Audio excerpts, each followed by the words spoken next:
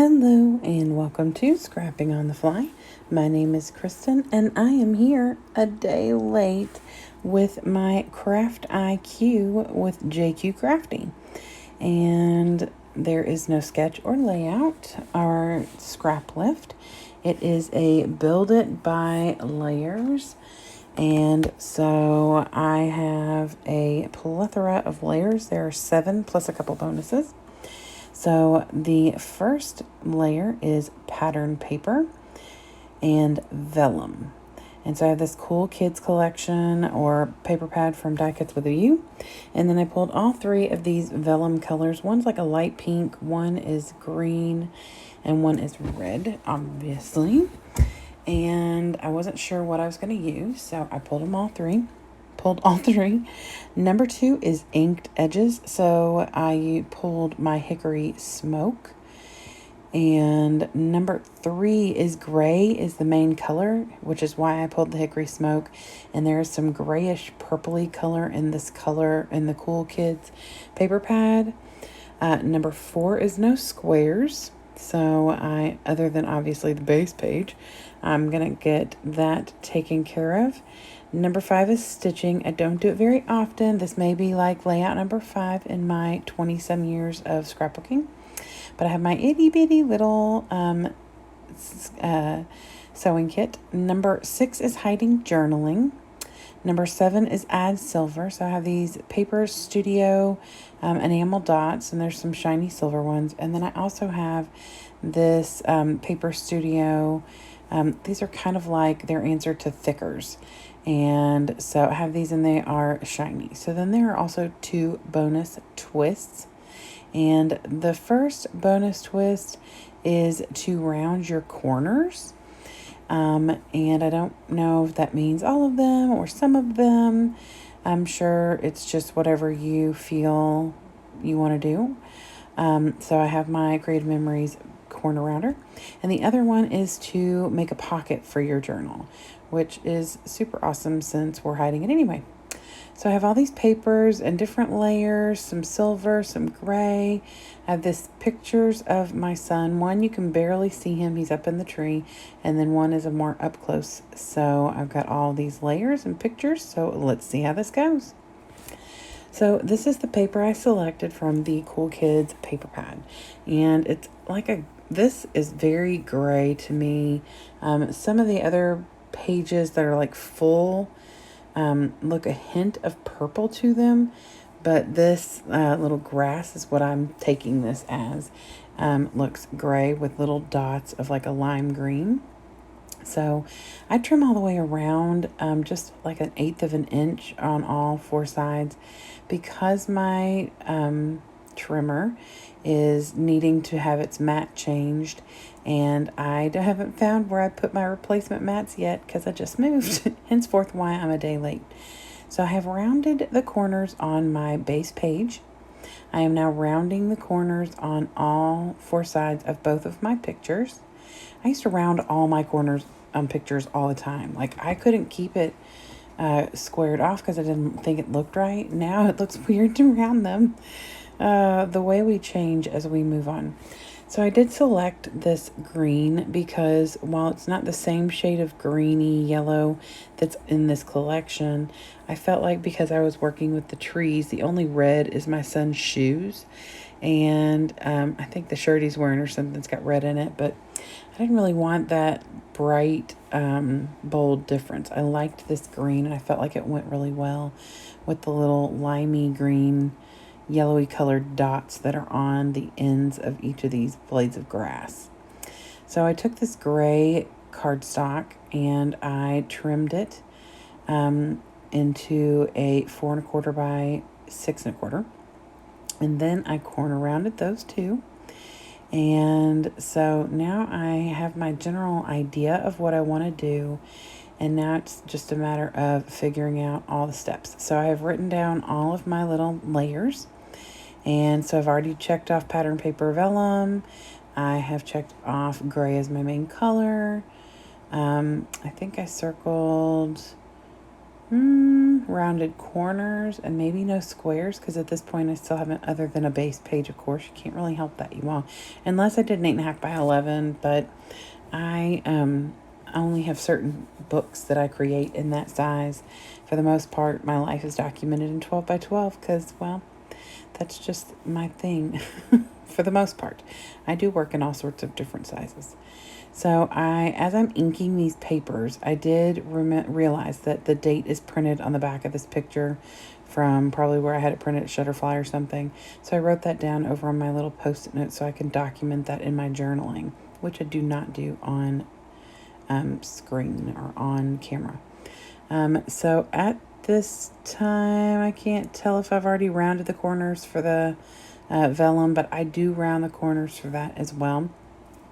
And I originally pulled the Hickory Smoke Distress Oxide to ink, but because I picked that dark gray instead of the lighter gray, the Hickory Smoke did not stand out. So I went and picked up my Black Soot, which is also the Distress Oxide. And so I'm looking at these, deciding if I want to use that minty colored green because, it doesn't necessarily match this. Oh no, now I'm going to corner those. Okay. It doesn't necessarily match or go with this green that's down here, but I really felt like it wasn't going to be right on it because it's got like a border around it. And I thought that Adventure Awaits really fit this picture of my kiddo up in this tree. Now, this tree has a lot of sentimental value in my family. It was in my grandmother's backyard for many, many years, from the time she moved there in the 90s until the year before, not even the year, like a couple months before she moved out. So this is probably one of the last pictures of this documenting this tree. And my kids and niece and nephew spent lots of quality time climbing this tree because it was perfect. And it had like a little hidden play area underneath almost. So my daughter was at my grandmother's house when they came and cut it down, and she was devastated. She called me in tears. It was a tragic day. So I'm glad that I do have some pictures. I have some of her somewhere in this tree as well. So I'm glad of that because this was a special tree to us. So anyway, so I've decided how I want to place my pictures, and because this is vellum and you can totally see through it, I try and just put adhesive behind where the picture is. So that's what I'm doing now, is laying down some adhesive under the vellum so that it'll keep it attached to the page, that background paper, but not show where the adhesive is. And I love doing that. I mean, I know that it is loose over on the left side, but it is attached down enough to where it's not going to be a problem. So I put it over as far as I can one way and then as far as I can the other so that it has the most adhesion so it sticks as far across as possible. So nobody likes the look of adhesive shining through your vellum. So I am now taking my paper piercer and decided that I would just do a little stitching around the bottom right corner and the top left corner. And I have some gray thread. It was just in this little sewing kit already attached to the needle. Perfect. And it's super like not like in your face because I'm not very good at it. And if you're watching it all, you can tell I'm not very good at it because I don't know how to hold my needle proper. I did used to cross stitch when I was a kid and a teenager, but not as much lately, I suppose. So stitching is not my jam. I have carpal tunnel, and holding a needle and trying to stitch is not necessarily my favorite pastime. So I get all of the stitching done on both those little corners, and then I just use this washi tape to cover over where the thread is so that it does not get pulled or caught. I also don't want to have it come unraveled, so I like that it's taped down. So I pulled that little hello pocket card out, and I was going to use that as my journal, but I didn't like the way that it looked. There's not really any black on here, so I pulled another box of pocket cards out and found this one that says so many stories to tell. And there isn't any yellow really on here except for those little dots that are yellowy green. But I really love the size and especially the phrase, because there are so many stories to tell about this tree and about my kids climbing it. And so I thought that I would make it work, and if I need to bring in some yellow to make it look right to me in the end, I can do that. So I decided to do this little pocket because it's supposed to be hidden, so that's part of our 7 layers. Or having it hidden is part of the 7 layers. Making a pocket is one of the bonus layers. And so I am going to do both. So I just take my X-Acto knife, or actually I think it's a Fiskars knife, and just cut across. And then I'm going to make a little pocket to put back here so that it doesn't fall out or anything. And so then once it gets matted, you won't even see that in the back. So I just put some adhesive around the sides and the bottom to where there's going to be a big enough gap so that there's not, the little card doesn't get caught up in the adhesive on the back. So it goes in and out really easily. But I decide, since I have inked everything else other than the vellum, I will go ahead and use the black soot and ink around the pocket card as well. And then I tuck that back in there. And like I said, I don't journal on camera. I will journal about all the adventures of this tree later. So I'm just marking off that I have done the pocket for my journal and hidden journaling. And now the only thing I have left on my list is to add silver. And so I get out the Hobby Lobby's Answer to Thickers.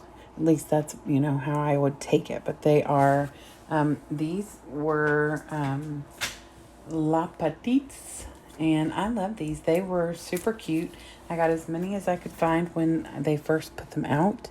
And I only added adhesive because they were super sticky. I only added adhesive because it was going on that vellum. So I put that adventure weights at the bottom, and I did overlap the picture a little. I don't mind that there's a little corner there where my picture and paper are rounded that shows through. A lot of people talk about trap space. That didn't bother me. And then I put this little circle up at the top that says air travel with a little airplane. I thought that would be cute since he is all the way at the top of the tree.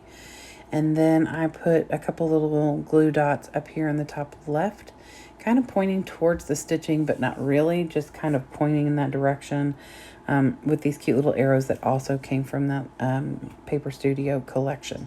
And then I add some Nuvo drops. It's Nuvo Deluxe adhesive in 3 different places. And I'm going to pull these shiny, glittery little enamel dots from the Paper Studio collection.